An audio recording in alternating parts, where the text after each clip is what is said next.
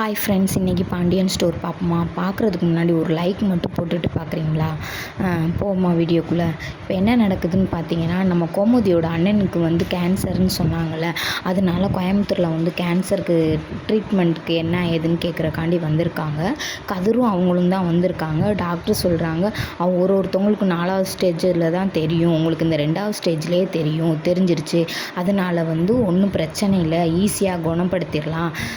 நீங்கள் கொடுக்குற மாத்திரைகளும் இந்த சர்ஜரியையும் நல்லபடியாக முடிச்சுட்டு அவங்களுக்கு எந்த ஒரு பிரச்சனை வராது அப்படின்னு சொல்கிறாங்க. சொன்னோன்னே அவங்க மாமாவை வெளியே போக சொல்லிட்டு கதிர் இருந்து உயிருக்கு எந்த பாதிப்பும் இல்லை டாக்டர் அப்படின்னு சொல்கிறாங்க.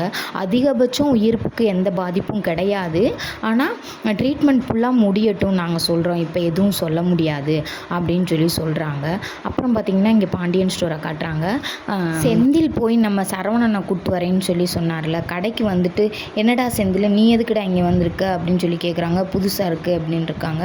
இல்லைண்ணே சும்மா தான் வந்திருக்கேன் அப்படின்னு ஆள் வரவிட்டு சும்மா தான் வந்திருக்கேன் அப்படின்னு சொல்கிறாங்க. ஜாமாவை கொடுத்துட்டு அண்ணே உன்னை அப்பா வர சொன்னார், எதுக்குடா என்னடா என்னென்னமோ கேள்வியை மாற்றி மாற்றி கேட்குறாங்க. என்ன பிரச்சனை, வீட்டில் எதுவும் பிரச்சனையா, மயில் திரும்ப பிரச்சனை பண்ணிட்டாலான்னு என்னமோ சொல்கிறேன். இன்னே நீ இவ்வளோ கேள்வி கேட்க வேண்டானே, நீ வீட்டில் போய் என்ன விஷயம்னு தெரிஞ்சுக்க. இவன் யார், அவன் எதுவுமே பதில் சொல்லாமல் எப்படி பேசுகிறேன் அப்படின்னு சொல்லிட்டு செந்தில கடையில் விட்டுட்டு சரவணன் கிளம்பி போகிறாரு. போனோடனையும் கோமதி பார்த்து, டேய் உன்னை நான் இப்படியாடா வளர்த்தேன், ஏன்டா யாருக்கும் எந்த ஒரு தப்பான வார்த்தையும் சொல்லக்கூடாது, அந்த வார்த்தை அடுத்தவங்களை கஷ்டப்படுத்தக்கூடாதுன்னு எவ்வளவோ சொல்லிதான்றா வளர்த்தேன் அப்படின்னு சரவணனை பார்த்து கோமதி கேட்குறாங்க. ஆமாம்மா, அது சொல்லிதாம்மா வளர்த்தீங்க அப்படின்னு. அப்படி இருக்கல நீ எப்படா உன் பொண்டாட்டியை பார்த்து இப்படி பேசலாம் அப்படின்னு கேட்குறாங்க.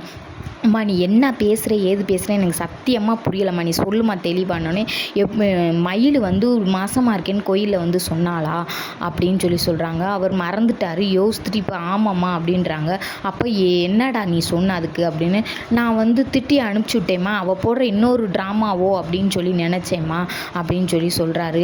அது ட்ராமா இல்லைடா, அவள் உண்மையிலே மாசமாக இருக்கா அப்படின்னு சொன்னோன்னே அவர் கண்ணுலாம் கலங்கி ஒரு மாதிரி ஆகி, ஐயோ நம்ம தப்பு பண்ணிட்டோமே அப்படின்ற வார்த்தையை அவர் மனசுக்குள்ளே தோணுனோடனே கோமதியை அடித்து, என்னதான் இருந்தாலும் இவ்வளவு கஷ்டப்பட்டு உன்னை வளர்த்தேன், நீ எப்படி இந்த வார்த்தையை நீ அந்த பிள்ளையை சொல்லலாம், எப்படியாப்பட்ட வார்த்தையை சொல்லியிருக்க அப்படின்னு சொல்கிறாங்க. அப்போ பாண்டியனும் கேட்குறாரு, உன்னைய கட்டுன பொண்டாட்டியை பார்த்து நீ இத்தத்தண்டி வார்த்தை கேட்கலாமா, அந்த வார்த்தை அந்த பிள்ளையை எவ்வளோ தூரம் கஷ்டப்படுத்தியிருக்கும் அப்படின்னு பாண்டியனும் திட்டுறாங்க. எல்லாரும் திட்டினோனையும் மீனா சொல்கிறாங்க, ஆமாம்மாம்மா நீங்கள் அந்த வார்த்தையை சொன்னீங்க மாமான்னு. ஆமாம்மா நான் சொன்னேம்மா, நான் தெரிஞ்சு சொல்லலாமா, ஏதோ ஒரு கோவத்தில் தெரியாமல் வார்த்தையை விட்டுட்டேம்மா அப்படின்னு சொல்கிறாங்க.